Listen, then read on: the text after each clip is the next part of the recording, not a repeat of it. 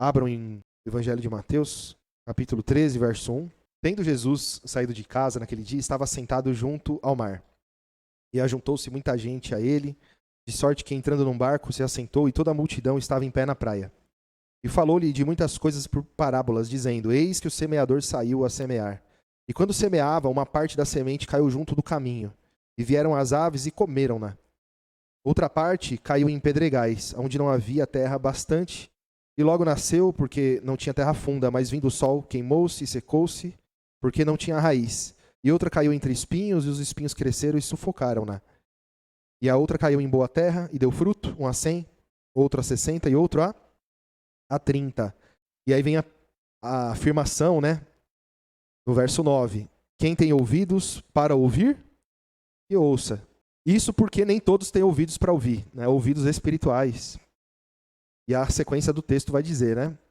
E acercando-se dele os discípulos, disseram-lhe: Por que lhes falas por parábolas? E respondendo, ele disse-lhes: Porque a vós é dado conhecer os mistérios do reino dos céus, mas a eles não lhes é dado. Quem é a vós e quem são eles? Então, aqueles que andam com Jesus, aqueles que têm comunhão com Jesus, eles têm a revelação dos mistérios, né? E quem não tem comunhão, não aprende, não entende, não compreende. E a sequência vai falar da profecia, né? Porque aquele que tem se lhe dará e terá em abundância, mas aquele que não tem, até aquilo que tem lhe será tirado. Por isso falo por parábolas, porque eles vendo não veem, ouvindo não ouvem e não compreendem. E nele se cumpre a profecia de Isaías, que diz: Ouvindo ouvireis, mas não compreendereis, e vendo vereis, mas não percebereis. Porque o coração desse povo está endurecido, e ouvindo de mau grado com os seus ouvidos, e fecharam os seus olhos para que não vejam com os olhos, e ouçam com os ouvidos, e compreendam com o coração, e se convertam, e eu os cure. Então a pessoa ouve, a pessoa vê, mas chega no coração, não entra. O coração é um coração endurecido. Glória a Jesus. Então quem tem um coração aberto e receptivo para a palavra, esse tal se aproxima de Deus e alcança de Deus a revelação. Glória a Jesus. Verso 17, porque em verdade, perdão, é verso 16, né? Mas bem-aventurados os vossos olhos, porque veem, e os vossos ouvidos, porque ouvem. Porque em verdade vos digo que muitos profetas e justos desejaram ver o que vós vedes e não viram, e ouvir o que vós ouvis e não ouviram. Por que isso, né? Porque para eles, os profetas tinham um valor especial. O judeu sempre valorizou os profetas, né? O Senhor Jesus está elevando eles ali, dizendo: olha, vocês são mais bem-aventurados, vocês estão privilegiados em relação aos profetas.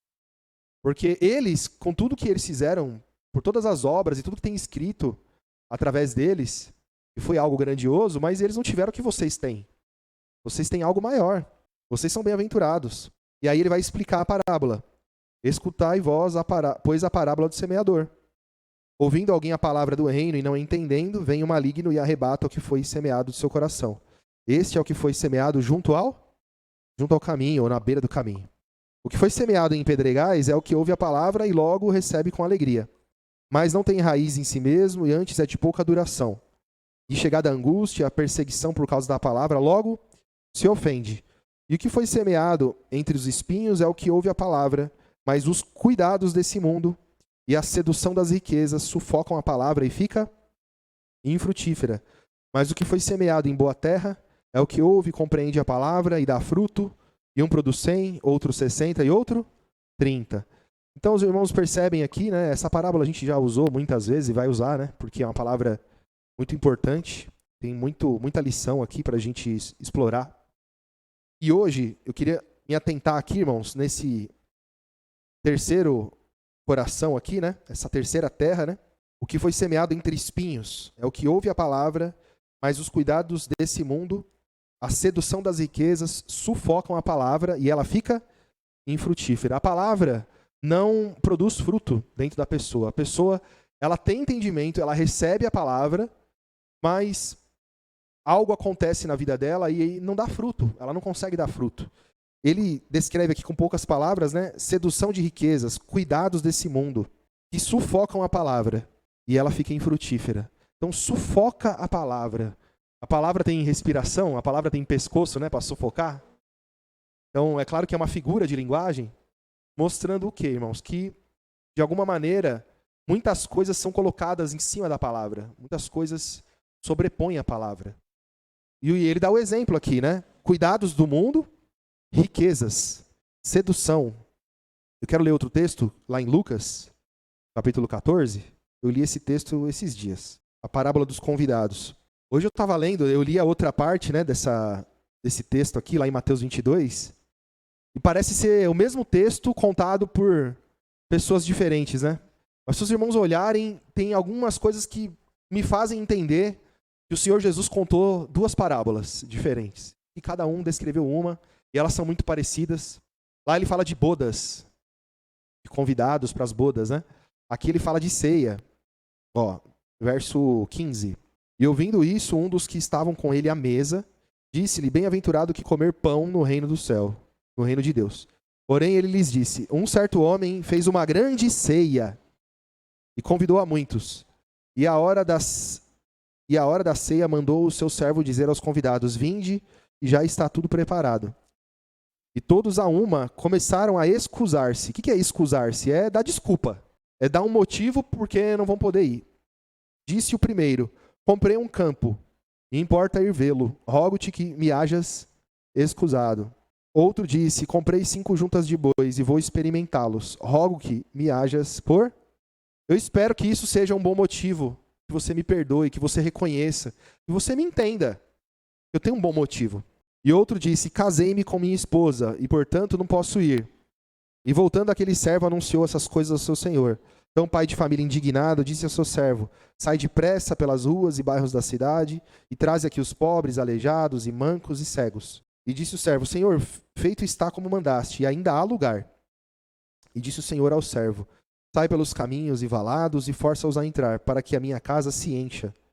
Porque eu vos digo que nenhum daqueles homens que foram convidados provará a minha ceia. Irmãos, isso é muito forte, né?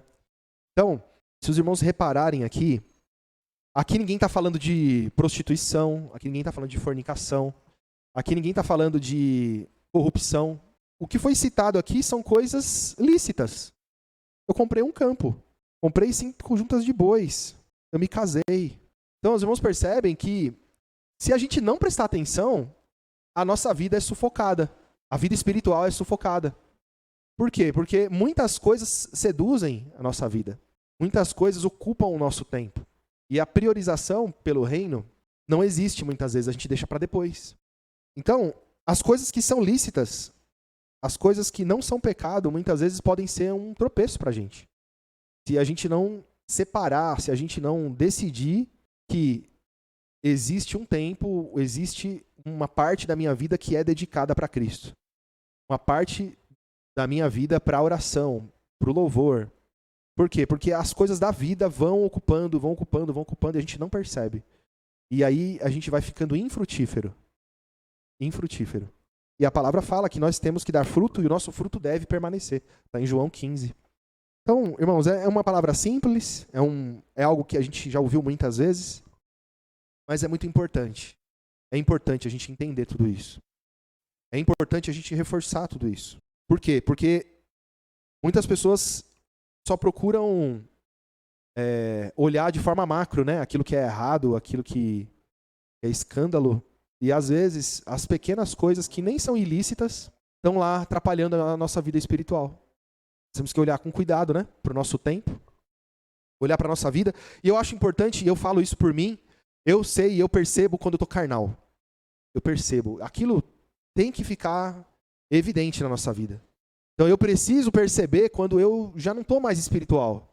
Ou seja, eu me afastei tanto das coisas de Deus que eu já estou ficando carnal. Meu pensamento, a minha mente, ela já não é mais aquela mente cristã. Eu já estou com uma mente já carnal. Então aquilo ali tem que trazer um estalo dentro da gente. Eu preciso me santificar. Eu preciso estar na presença de Deus. Eu preciso buscar a Deus para que o Espírito Santo esteja agindo dentro de mim, porque eu já estou percebendo aqui. O Espírito Santo está me mostrando, olha isso, olha esse pensamento. Não é? Olha esse sentimento, isso não é de Deus. Então a gente tem que olhar e perceber essas coisas. E na verdade, o ideal é que não esperasse chegar nesse momento, né? Você não tem que esperar você ficar carnal, né? Mas se você ficar, tem que correr para o Senhor. Correr para a santificação, tem que correr para buscar as coisas do alto. Então, isso a gente faz em oração, em louvor, se quebrantando e estando em comunhão, ouvindo a palavra, lendo a palavra, meditando na palavra e deixando as coisas, muitas coisas, né? Que muitas vezes não tem problema nenhum quando a gente faz no nosso dia a dia, mas que se a gente deixar, elas invadem e tomam posse de tudo e ficamos infrutíferos e não podemos. Amém, irmãos? Glória a Jesus. Então, estamos terminando até mais cedo hoje, irmãos. Em nome de Jesus, vamos ficar de pé e agradecer, irmãos?